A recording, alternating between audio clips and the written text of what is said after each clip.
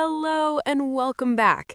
Today, we're tackling something that's become absolutely central to modern life, our relationship with technology and how we interact with the digital world. Great topic. It's amazing how much technology has infiltrated every aspect of our lives, isn't it? Sometimes I wonder how we managed before smartphones became ubiquitous. Right? It's hard to imagine. So let's start with the basics. What apps do you find yourself using most frequently throughout the day? Well, my phone usage is probably quite typical for someone my age. I'm constantly toggling between messaging apps like WhatsApp and Telegram for staying in touch with friends and family. But if I'm being honest, the app I probably spend the most time on is Spotify. Music accompanies me through virtually everything: commuting, working out, even doing household chores. Spotify is incredibly popular. Do you use the premium version or do you stick with the free tier? I upgraded to Premium about 3 years ago, and I haven't looked back.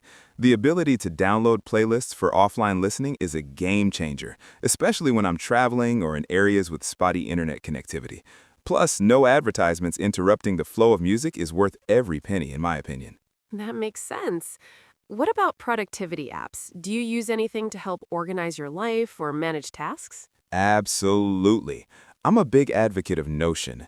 It's this all-in-one workspace app that I use for everything from daily to-do lists to long-term project planning. What I appreciate about it is the flexibility. You can customize it to suit your exact needs rather than conforming to a rigid structure. I've also got a habit tracking system set up in there that keeps me accountable. Notion seems to have a devoted following. Now, let's shift gears to social media. How would you describe your relationship with platforms like Instagram, Facebook, or Twitter? My relationship with social media is somewhat complicated, to be frank. I maintain accounts on most major platforms, but I've become increasingly mindful about my usage patterns. Instagram is probably where I'm most active, though I've transitioned from being a frequent poster to more of a passive consumer. I scroll through my feed maybe once or twice daily, but I'm cautious about letting it consume too much of my time. That's quite disciplined. What prompted that shift in how you engage with social media? I started noticing how it was affecting my mental well-being. There's this insidious comparison culture that's hard to escape. Everyone's posting their highlight reel, and it's easy to feel inadequate by comparison. I read some research about social media's impact on mental health, and it resonated with me. Now I'm much more intentional about when and how I engage with these platforms. That's a really mature perspective. Do you find any positive aspects to social media still? Oh, definitely. It's fantastic for staying connected with people I wouldn't otherwise keep in regular contact with: old university friends, distant relatives, that sort of thing.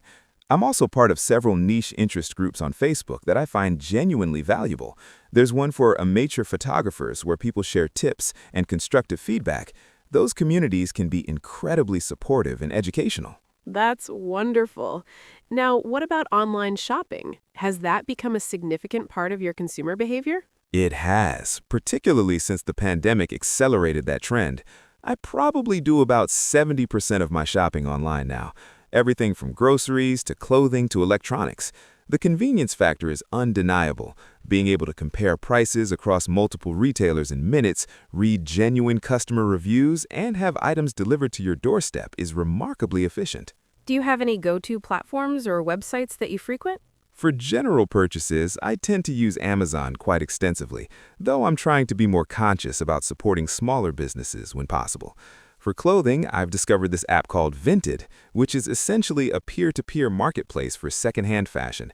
It aligns with my sustainability values, and you can find some absolute bargains if you're patient and persistent. Sustainability is such an important consideration. Have you ever had any negative experiences with online shopping that made you hesitant? Occasionally, yes. I once ordered a laptop online that arrived with a cracked screen, which was incredibly frustrating. The returns process was somewhat convoluted, involving multiple emails and phone calls before they finally issued a replacement. That experience taught me to always document purchases thoroughly and read the fine print regarding returns policies before committing. Good advice. What about digital payment methods? Do you use things like contactless payments or digital wallets? I've embraced them wholeheartedly. I rarely carry cash anymore, maybe just a small amount for emergencies. I use Apple Pay for most in-person transactions, and for online purchases, I prefer PayPal because of the additional security layer it provides. There's something reassuring about not having to enter your card details on every website you purchase from. Certainly, security is a valid concern. Do you worry about data privacy with all this technology use? It's definitely something I'm cognizant of. I try to practice good digital hygiene, using strong, unique passwords for different accounts, enabling two-factor authentication wherever possible, and being selective about what information I share online. That said, I think there's an inherent trade-off between convenience and privacy in the digital age that we all navigate differently. That's such a balanced perspective. One last question. Do you think your technology habits will change in the coming years? I suspect they'll evolve as technology itself evolves. I'm curious about how artificial intelligence will integrate into our daily apps and whether that will enhance or complicate our digital lives. I'd like to think I'll become even more intentional about my technology use, leveraging it for genuine benefit while maintaining healthy boundaries. It's an ongoing balancing act, really. Beautifully said. Thank you so much for this insightful conversation today. Let's break down the language gems from that discussion. Starting with vocabulary, ubiquitous means present everywhere or very common. Insidious describes something harmful that develops gradually without being noticed. Convoluted means extremely complex and difficult to follow. Cognizant means being aware of or knowledgeable about something. For useful expressions, toggling between means switching back and forth between different options. Haven't looked back indicates being completely satisfied with the decision and having no regrets. Highlight reel refers to showing only the best moments, often used when discussing social media. Fine print means the detailed terms and conditions, often in small text.